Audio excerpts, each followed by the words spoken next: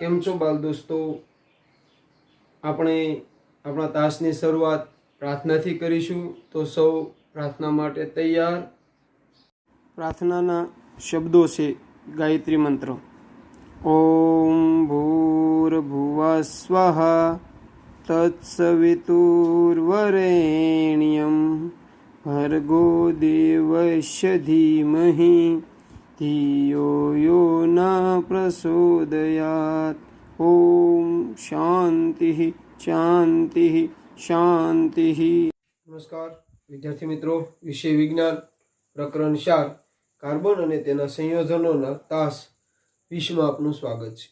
વિદ્યાર્થી મિત્રો, આગળના તાસમાં આપણે ઇથેનોઇક એસિડના રાસાયણિક ગુણધર્મો જોયા. એને યાદ કરવા માટે આપણને એના મેન શબ્દો યાદ હોવા જોઈએ. એસ્ટરીકરણ પ્રક્રિયા, તરત આલ્કોહોલ, કાર્બોક્સિલિક એસિડ, એસ્ટર સમૂહનું સંયોજન CH3COO C2H5, ઇથાઇલ એસિટેટ. પછી ધાતુ સાથે પ્રક્રિયા, સોડિયમ ધાતુ સાથે, બેઝ સાથે પ્રક્રિયા, કાર્બોનેટ અને હાઇડ્રોજન કાર્બોનેટ સાથે પ્રક્રિયા. એની પ્રક્રિયાઓને યાદ કરો. ધાતુ સાથે પ્રક્રિયા CH3COO H વત્તા Na, તો CH3COO Na sodium acetate plus H2 hydrogen વાયુ મુક્ત થયો. બેઝ સાથે પ્રક્રિયા તો પાણી અને ક્ષાર તરીકે આનો તે CH3COO Na plus H2O. Carbonate અને હાઇડ્રોજન કાર્બોનેટ સાથે ક્ષાર, પાણી અને કાર્બન ડાયોક્સાઇડ વધી જાય. બેઝ સાથેની પ્રક્રિયામાં જે નિપજ મળે એમાં કાર્બન ડાયોક્સાઇડ વધારી દેવાનું. કાર્બોનેટ તરીકે સોડિયમ કાર્બોનેટ Na2CO3 અને સોડિયમ હાઇડ્રોજન કાર્બોનેટ NaSCO3 ને લેવાના આવે. એ બાબત જોઈ, એના ઉપયોગો જોયા. એ માટે ખટાશ, ખોરાકમાં ખટાશ લાવવા, લાંબો સમય ખોરાકના સંરક્ષણ માટે ખોરાક સંરક્ષક તરીકે એટલે કે પ્રિઝર્વેટિવ તરીકેનો ઉપયોગ થાય. સફેદ લેડ, સફેદો બનાવવા માટેનો ઉપયોગ થાય. વિનેગરની બનાવટમાં એનો ઉપયોગ થાય. પ્રયોગશાળામાં પ્રક્રિયક અને દ્રાવક તરીકેનો ઉપયોગ થાય. બાબત જોઈ. સાબુનીકરણ એક પ્રક્રિયા જોઈ, સાબુની બનાવટ, સેપોનિફિકેશન ની પ્રક્રિયા જોઈ. વનસ્પતિ તેલ કે વનસ્પતિ તેલ કે પ્રાણી ચરબી અથવા તો વનસ્પતિ કે પ્રાણી ચરબીની સોડિયમ હાઇડ્રોક્સાઇડ સાથે પ્રક્રિયા કરાવતા ફેટી એસિડનો સોડિયમ કે પોટેશિયમ ક્ષાર મળે. ફેટી એસિડ એટલે કાર્બોક્સિલિક એસિડ. જે ક્ષાર મળે એ સાબુ છે. ઉપનિપજ તરીકે ગ્લિસરોલ મળે. વર્ણન ઇઝ પ્રક્રિયા, પ્રક્રિયા ઇઝ વર્ણન. તો એ તાસમાં મોસ્ટ ઓફ પ્રક્રિયાઓ આવી. એ જો તમને યાદ હોય તો તમને મોટા ભાગનું યાદ રહી જાય. તો એસ્ટરીકરણની પ્રક્રિયા માટે બે સંયોજનો, બે ક્રિયાશીલ સમૂહના સંયોજનો, આલ્કોહોલનું અને કાર્બોક્સિલિક એસિડનું યાદ કરવાનું. ઇથેનોલ અને ઇથેનોઇક એસિડ. એસ્ટર સમૂહનું સંયોજન બને CH3COO C2H5 પ્લસ પાણી, એમોનિયા કે હાઇડ્રોજન જેવા અણુ મુક્ત થાય. ધાતુ સાથેની, બેઝ સાથેની, કાર્બોનેટ અને હાઇડ્રોજન કાર્બોનેટ સાથેની પ્રક્રિયાની વાત કરી. ફરીવાર સાબુ, જે આપણો મેઇન પોઈન્ટ છે, એ છે સાબુ અને પ્રક્ષાલકો. સાબુ અને પ્રક્ષાલકો. તો આપણે સાબુ વિશે જોઈ ગયા. સાબુ બને કઈ રીતે? તો વનસ્પતિ કે પ્રાણી ચરબી, એમાં હું વનસ્પતિના બધા તેલ, પ્રાણી ચરબી લઈએ, એને સોડિયમ હાઇડ્રોક્સાઇડ સાથે એના પ્રમાણમાં લઈ અને ગરમ કરવાનું પ્રવૃત્તિ આપી છે. એમાં તમે ગરમ કરશો એટલે સાબુ બનશે. ફેટી એસિડનો સોડિયમ કે પોટેશિયમ ક્ષાર બનશે અને ગ્લિસરોલ મળશે. એને સેટલિંગ કરવા માટે એમાં થોડું મીઠું ઉમેરવું. અને બાકી તમારે કોઈ રંગ કે ગંધ ઉમેર્યું હોય તો એમાં ઉમેરી શકો છો. તો સાબુની વાત આપણે એમાં જોઈ ગયા. તમે સાબુ ઘેરે પણ બનાવી શકો છો. સામાન્ય પ્રવૃત્તિ કરવી હોય તો કરી શકો છો. એની OS લેવો પડે. હવે આજે આપણે જોઈએ છીએ એમાં એ જોવું છે સાબુ અને જે પ્રક્ષાલકો છે એના અણુ બંધારણ. અણુના બંધારણો કયા રીતના છે? તો પેલા સાબુ વિશે ખબર હોય છે. સાબુ શું છે? તો ભાઈ સાબુ એ લાંબી શૃંખલા ધરાવતા ફેટી એસિડનો સોડિયમ કે પોટેશિયમ ક્ષાર છે. તો સાબુ વિશે યાદ રાખો. ભાઈ સાબુ શું છે? જો ભાઈ સાબુ એ લાંબી શૃંખલા ધરાવતા ફેટી એસિડ. ફેટી એસિડ એટલે કાર્બોક્સિલિક એસિડ.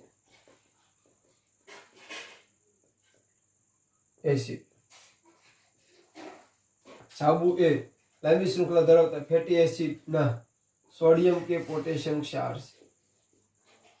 સોડિયમ કે પોટેશિયમ ક્ષાર છે.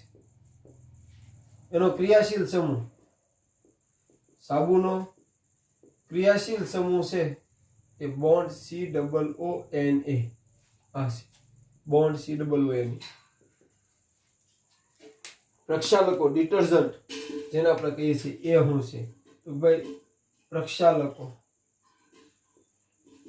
લાંબી શૃંખલા ધરાવતા, જોજો, પ્રક્ષાલકો લાંબી શૃંખલા ધરાવતા સલ્ફોનિક એસિડના બે એસિડના નામ યાદ રાખો. આ ફેટી એસિડના, આ સલ્ફોનિક એસિડના સોડિયમ ક્ષાર અથવા ક્લોરાઇડ કે બ્રોમાઇડ, આયનોના એમોનિયમ ક્ષાર છે.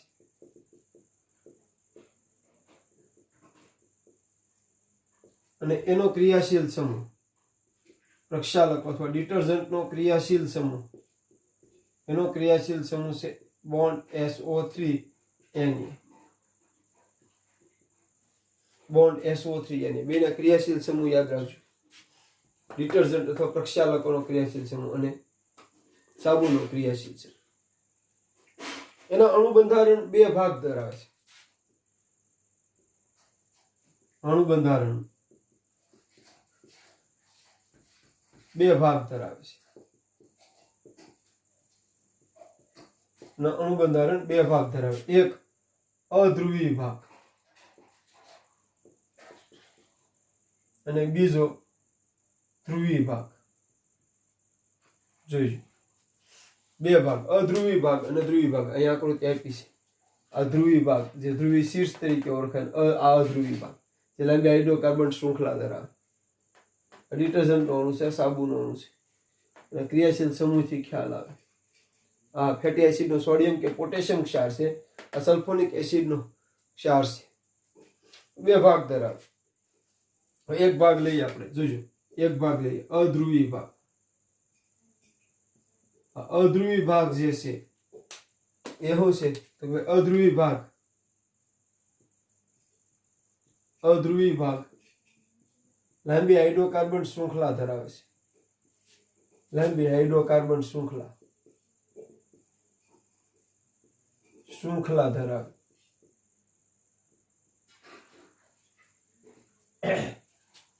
જે મેલ કે ડાર્ક પ્રત્યે આકર્ષણ ધરાવે છે.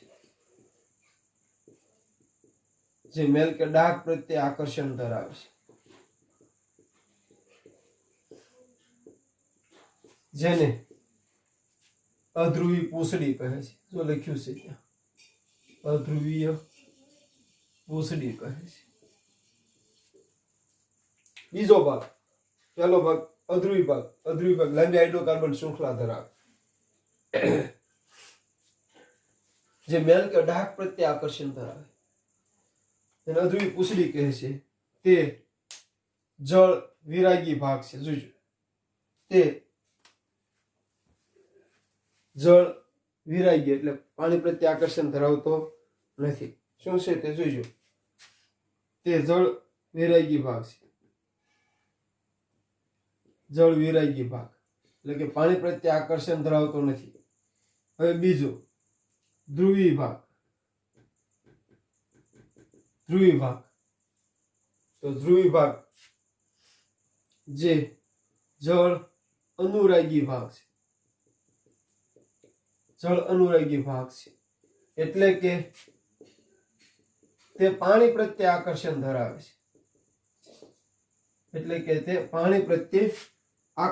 ધરાવે છે. જેને ધ્રુવીય શીર્ષ તરીકે ઓળખવામાં આવે છે.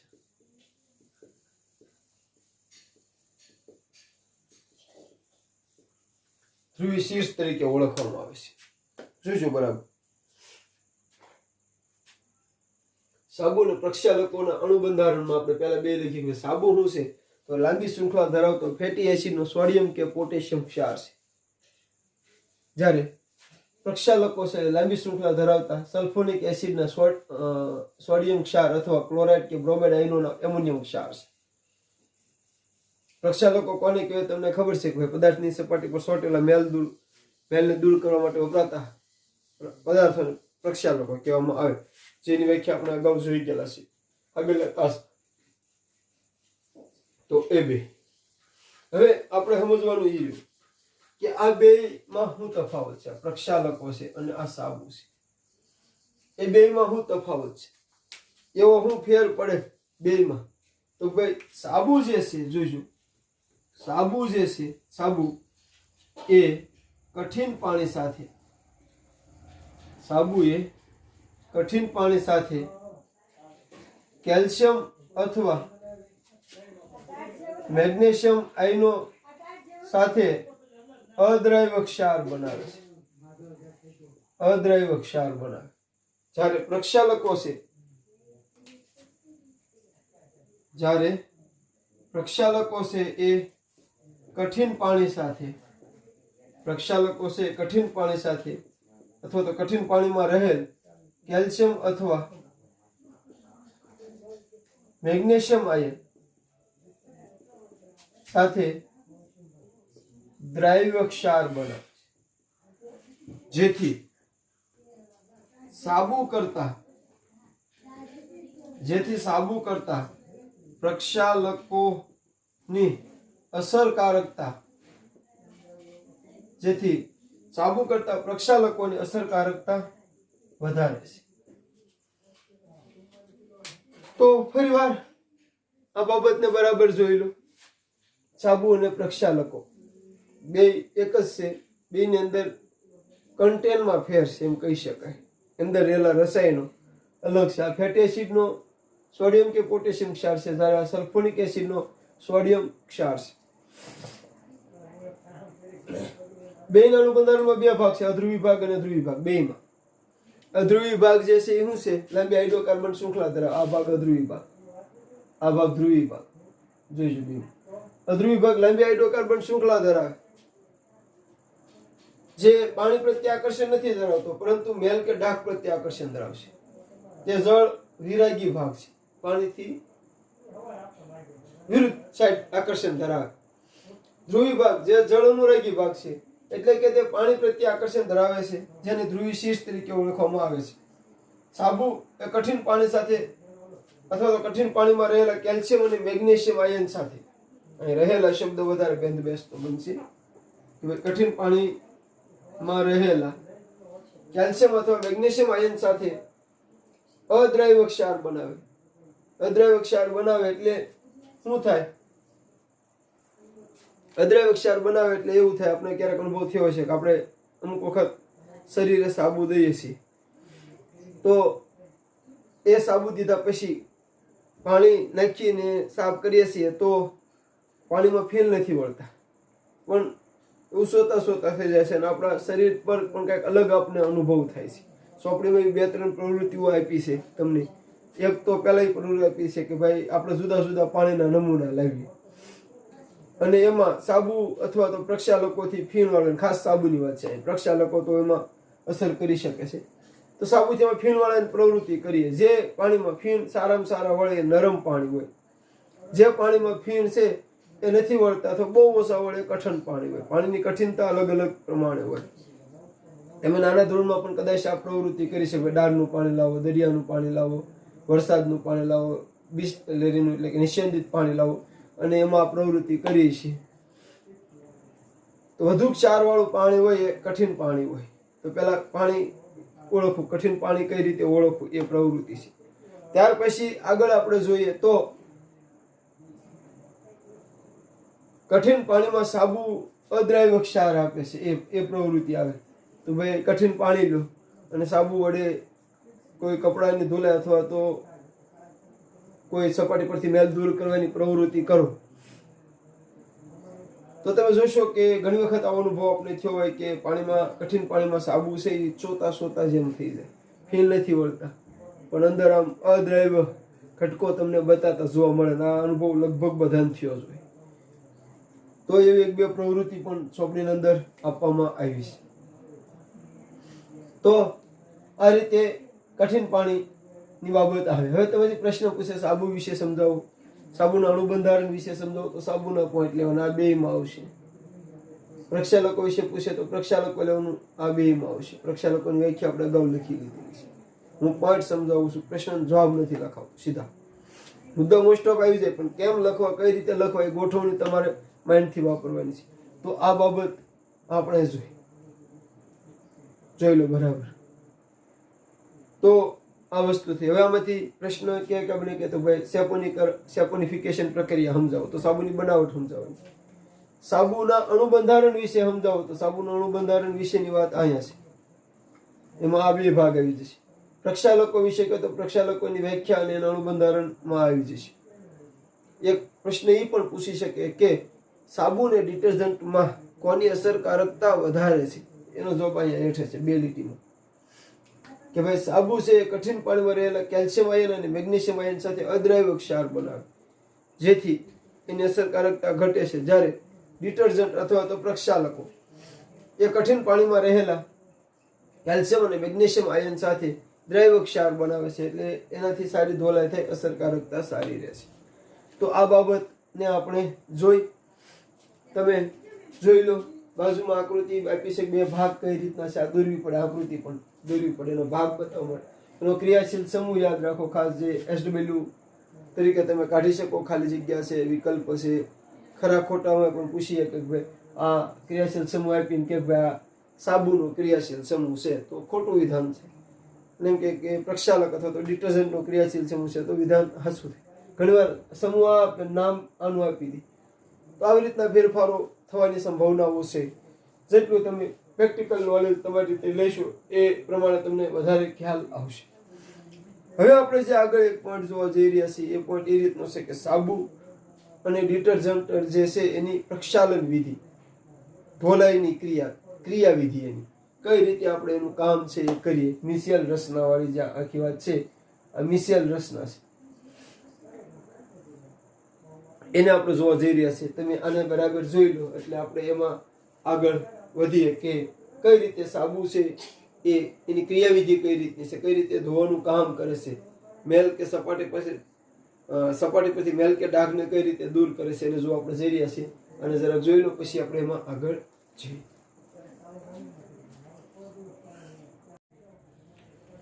તો વિદ્યાર્થી મિત્રો, આગળ આપણે જોવા જઈ રહ્યા છીએ સાબુ અને પ્રક્ષાલકોની ક્રિયાવિધિ અથવા પ્રક્ષાલન વિધિ. તો બેયની ક્રિયાવિધિ સમાન છે. આપણે ઘરે આ ક્રિયાવિધિ દરરોજ થાય છે. જો આ પ્રયોગ આપણે ઘરે મોટા ભાગના દિવસોમાં થાય છે. કપડાં ધોવાનું જો આપણે કામ કરીએ છીએ, એ વિધિ આપણે સમજવાની છે. એમાં આને ઉમેરવાનું છે, આ બેયને એમાં ઉમેરવાનું છે કે કઈ રીતે આ કામ થાય. તો ભાઈ પહેલો પોઈન્ટ એ આવે કે સાબુ અને પ્રક્ષાલકોની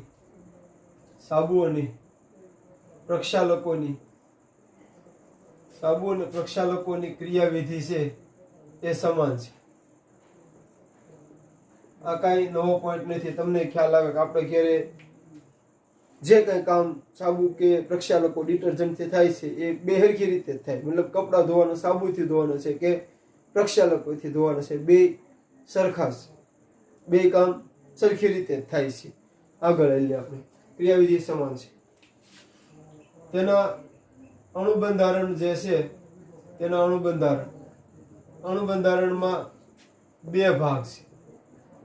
તમને ખ્યાલ હશે કે આ બે ભાગ અહીંયા આપ્યા છે. આકૃતિમાં દોરવી પડે. આ બે આકૃતિ, આ આકૃતિ ઉપરાંત પણ એક જે આકૃતિ છે એ દોરવી પડે. 4 કે 5 સ્ટેપ વાળી એક આકૃતિ છે જે હમણાં ડિસ્પ્લે થશે, દોરવી પડે. તેના અણુબંધારણમાં બે ભાગ છે. એક અધ્રુવી ભાગ, એટલે એ આપણે જે અહીંયા ભણ્યા, અહીંયા લખ્યું તો થોડી વાર પહેલા એ લખવું પડે. બીજો ધ્રુવી ભાગ, એક અધ્રુવી ભાગ, બીજો ધ્રુવી ભાગ. આગળ લખીએ.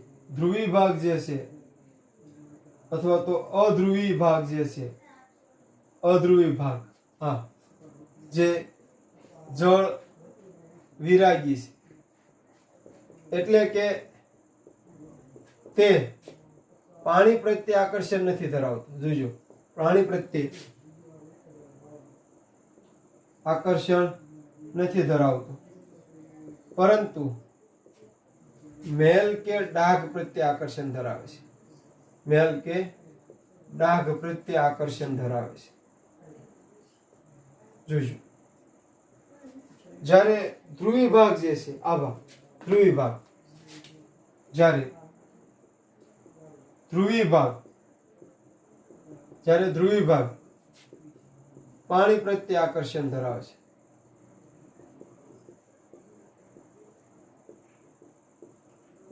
પાણી પ્રત્યે આકર્ષણ ધરાવે ધ્રુવી ભાગ, આ ભાગ પાણી પ્રત્યે આકર્ષણ ધરાવે, આ મેલ કે ડાઘ પ્રત્યે આકર્ષણ ધરાવે. હવે જ્યારે ધોલાઈની ક્રિયા થાય ત્યારે શું કરવામાં આવે છે? હવે જ્યારે સપાટી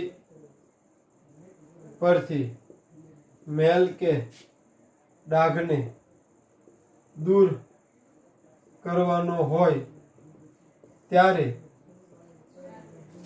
તેના પર સાબુ કે પ્રક્ષાલકોનું સાંદ્ર દ્રાવણ લગાડવામાં આવે છે.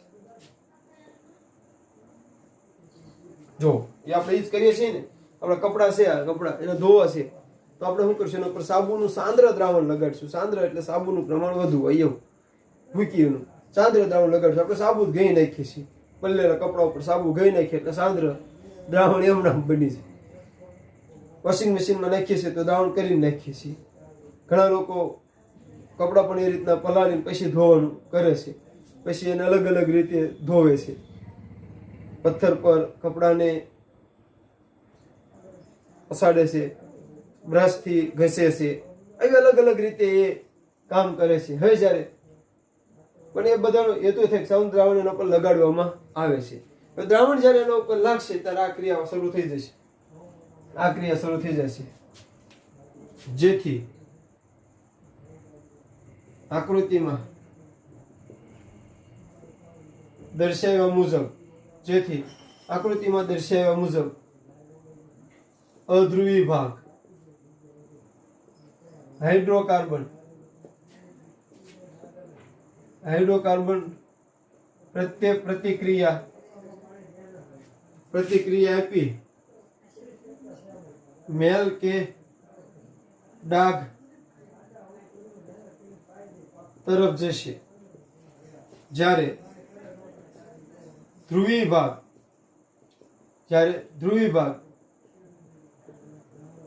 પાણી પ્રત્યે આકર્ષણ પામશે, જેના પરિણામ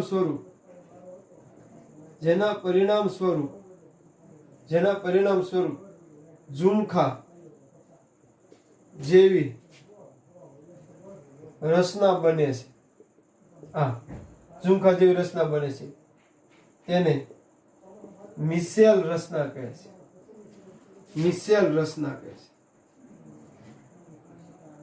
ઝુમખા જેવી રચના બને છે, જેને મિસેલ રચના કહે છે. મિસેલ રચનામાં રહેલા આયનો વચ્ચે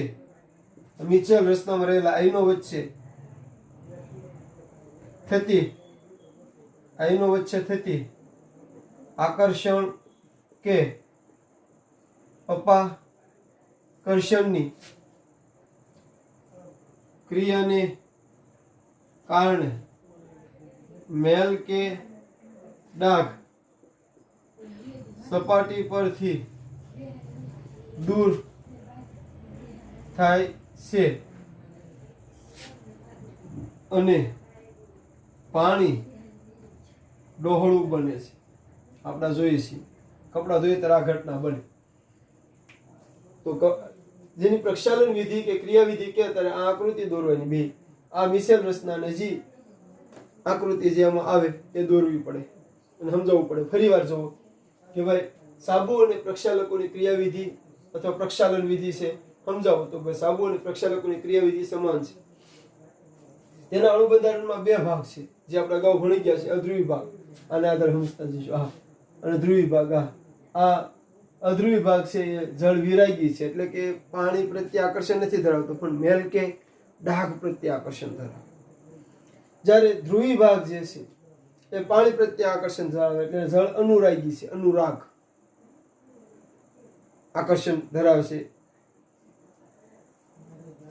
હવે જ્યારે આપણે કોઈ પણ સપાટી ઉપર મેલ કે ડાઘ છે, કપડા ઉપર કે કોઈ પણ સપાટી પર, જમીન ઉપર કે આપણે હથિયારમાં કોઈ પણ જગ્યાએ, ત્યારે આપણે એના પર સાબુનું કે પ્રક્ષાલકનું સાંદ્ર દ્રાવણ લગાડીએ છીએ.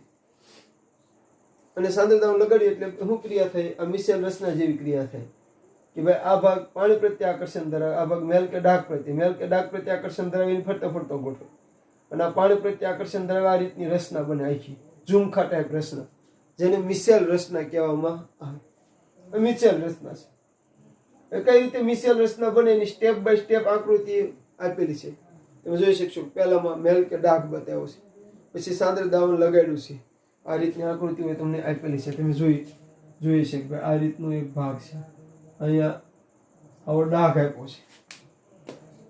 પછી આગળ એમાં આકૃતિ આવી એમાં જે ડાઘ આપ્યો કે ડાઘ, આ જે ડાઘ છે એની ફરતી એક આવી રચના આપી છે. એમાં એક ભાગ જળ અનુરાગી, હું થોડુંક મોટી દોરું છું. આ ભાગ જળ અનુરાગી અને આ ભાગ અધ્રુવી પૂછડી. આ બે એમાં એકમાં બતાવ્યું છે. તમે જોઈ શકશો. આ રીતનું આપીને બતાવ્યું છે. આ જે ભાગ છે આને જળ અનુરાગી કીધું, એટલે કે ધ્રુવી શીર્ષ થયું. અને આ જે ભાગ છે એ જળ વિરાગી, એટલે કે અધ્રુવી પૂછડી થઈ. તો આ રીતે સાબુ અને પ્રક્ષાલકો વિશેની વાત આવે. સાબુ અને પ્રક્ષાલકોમાંથી 5-6 પ્રશ્ન બની શકે. યાદ રાખો, ક્યાં 5-6 પ્રશ્ન બની શકે. તો એક તો સાબુની બનાવટ સમજાવો, એક સાબુનું અણુબંધારણ સમજાવો, પ્રક્ષાલકો વિશે સમજૂતી આપો. સાબુ અને પ્રક્ષાલકોમાં કોની અસરકારકતા વધારે છે એ પ્રશ્ન પૂછાઈ શકે. અને સાબુ અને પ્રક્ષાલકોની ક્રિયાવિધિ અથવા તો પ્રક્ષાલન વિધિ સમજાવો. આવા પ્રશ્નો છે એ મોટા પ્રશ્નો પૂછાય છે. પણ પોઈન્ટ એક જ છે, મોટા ભાગનું એમાં આવે છે. જે કઈ વધારાનું આવે એને એડ કરવાનું આપણને આવડવું જોઈએ. તો આ બાબત હવે સાબુ અને પ્રક્ષાલકો. પછી એમાં પ્રવૃત્તિ આપી છે, અલગ અલગ સાબુ બનાવવાની પ્રવૃત્તિ છે, જે સ્વેપોનિફિકેશનની પ્રક્રિયા સમજાય એ રીતે. ત્યાર પછી કઠિન પાણીને ઓળખવાની પ્રવૃત્તિ છે. કઠિન પાણીમાં સાબુમાં જે અદ્રાવ્ય ક્ષારો છે ઉત્પન્ન થાય એની પ્રવૃત્તિ છે. પ્રક્ષાલકમાં દ્રાવ્ય ક્ષાર ઉત્પન્ન થાય એની પ્રવૃત્તિ છે. જેના ઉપરથી આપણને ખ્યાલ આવે છે કે કોની અસરકારકતા વધારે છે. તો આ રીતે સાબુ અને પ્રક્ષાલકો વિશેની સમજૂતી આવે. વિદ્યાર્થી મિત્રો, આ સાથે આ પાઠ અહીંયા પૂરો પણ થાય છે. આ પ્રકરણ અહીંયા પૂરો થાય છે. સાબુ અને પ્રક્ષાલકોની વાત પૂરી થતી એ પાઠ પૂરો થાય છે. હવે તમને એમ થશે કે સાબુ અને પ્રક્ષાલકો અહીંયા કેમ સમજાવ્યા? તો ભાઈ આનો હાઇડ્રોકાર્બન જે લાંબી શૃંખલા ધરાવી એનું એક વ્યવહારિક ઉદાહરણ સમજાવવા માટે અહીંયા સમજાવ્યા છે. તો ફરી એકવાર આપણે જ્યારે પાઠ પૂરો થાય છે ત્યારે આ તાસનું ગૃહ કાર્ય તો હું તમને આપીશ, પણ આગળ કે જ્યારે પાઠ પૂરો થાય ત્યારે આપણે સ્વાધ્યાયમાં બાકી રહેલા પ્રશ્નો લખતા હોઈએ છીએ, જે આપણે લખવાના હોય છે. સારાંશ બનાવવાનો હોય છે. પાઠને સમજીને તમે એનો સારાંશ બનાવી શકશો. કાર્બનિક સંયોજનો, પછી કાર્બન લેજો, કાર્બનમાં જે આવે એ અમે હાઇડ્રોકાર્બન સંયોજન લઈશું. હાઇડ્રોકાર્બન સંતૃપ્ત, અસંતૃપ્ત, એ રીતનું 60 રૂપે સરસ મજાનો સારાંશ તમે બનાવો એવી આશા રાખું છું. જેટલો તમે દિલ રેડીને સારાંશ બનાવશો એટલો પાઠ તમને વધારે સારી રીતે સમજાશે, એ વાત પાક્કી છે. અને ફરીવાર આ પાઠ ખૂબ અગત્યનો છે, ઘણી બધી રીતે અગત્યનો છે. જે પહેલા તાસની અંદર વાત કરી હતી એ જ વાત અહીં લાગુ પડે છે કે 6 માર્કનો પૂછાય છે, એટલે એ રીતે અગત્યનો છે. 2 1-1 માર્કના પ્રશ્નો ને 1 4 માર્કનો પ્રશ્ન એમાં પાઠમાંથી પૂછાય છે, એટલે એ રીતે અગત્યનો છે. બીજું કે આગળ જતા આ જે આખા ઓર્ગેનિક કેમિસ્ટ્રી આવવાનું છે એમાં ખૂબ અગત્યની બાબત આમાં આવવાની છે, એટલે એ બાબત પણ અગત્યનો છે અને વ્યવહારુ જીવનમાં પણ અગત્યનો છે આખું. તો એ બાબતને સમજીને તમે અને વધારે મહત્વ આપશો. હવે ફરીવાર પાઠ પૂરો થાય પછી આપણે સ્વાધ્યાયનું કાર્ય કરીએ છીએ, જે આપણે કરવાનું રહેશે. ત્યાર પછી સારાંશ, સરસ મજાનું સારાંશ 60 રૂપિયા અથવા તો તમારી વિવેક બુદ્ધિના રૂપિયા સારાંશ, પણ મોસ્ટ ઓફ બાબત આવી જાય એ રીતનું જે સમરી સારાંશ તમે લખશો એના ઉપર ખૂબ મોટો આધાર રહેલો છે. ફરીવાર આજના તાસમાં આપણે જોયું એ બાબતને યાદ કરી લો તો ભાઈ સાબુ અને પ્રક્ષાલકનું અણુબંધારણ જોયું, સાબુની કરણ આપણે આગળ જોઈ ગયા. પછી સાબુ અને પ્રક્ષાલકોમાં કોની અસરકારકતા વધારે છે એ જોયું. પછી સાબુ અને પ્રક્ષાલકોની ક્રિયા વિધિ જોઈ, પ્રક્ષાલન વિધિ જોઈ. તો આ બાબત ઉપર આપણે જોયું. ફરી વાર હજી ત્રીજી વાર કહું છું કે સ્વાધ્યાયમાં બાકી રહેલા પ્રશ્નો અને સારાંશ આપ પૂર્ણતા રીતે લખશો. જેટલું કાળજીથી કામ લેશો એટલું વધારે ફાયદો થશે. તો આ આગળ ગૃહ કાર્ય બતાવું છું, પણ આને બરાબર જોઈ લો, મિસેલ રચના જોઈ લો, આ ભાગને જોઈ લો, પછી આપણે આગળ એમાં જોઈએ.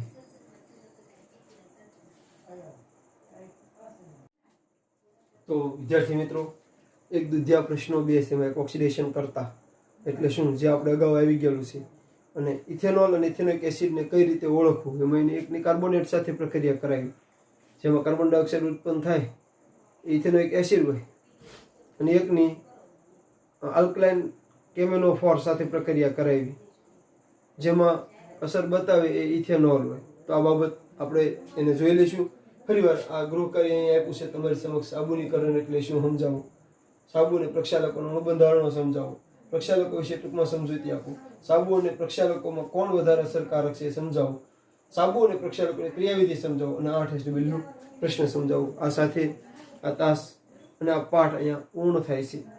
જે કંઈ એવા પોઈન્ટ છે જેને આપણે અલગ રીતે ભણીશું, પણ તમે જેટલું સમજાય એટલું સમજી અને ભણવાનો પ્રયાસ કરશો.